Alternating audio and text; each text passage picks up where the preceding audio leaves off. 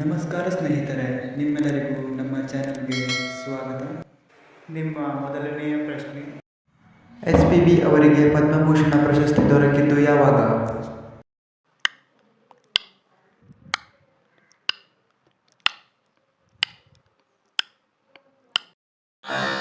ಸರಿಯಾದ ಉತ್ತರ 2011ರಲ್ಲಿ.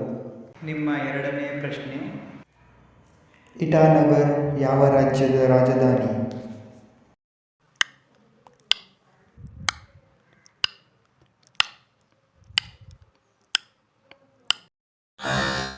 ಸರಿಯಾದ ಉತ್ತರ ಅರುಣಾಚಲ ಪ್ರದೇಶ್.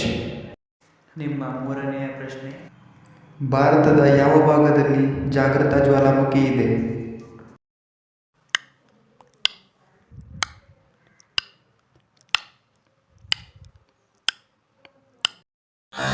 ಸರಿಯಾದ ಉತ್ತರ ಅಂಡಮಾನ್ ಮತ್ತು ನಿಕೋಬಾರ್.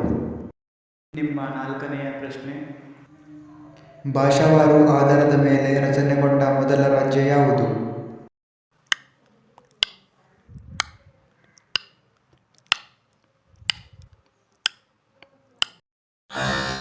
ಸರಿಯಾದ ಉತ್ತರ ಆಂಧ್ರ ಪ್ರದೇಶ್.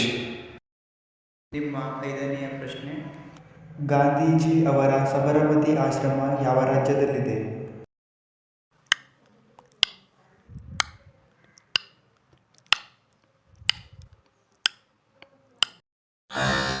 ಸರಿಯಾದ ಉತ್ತರ ಗುಜರಾತ್.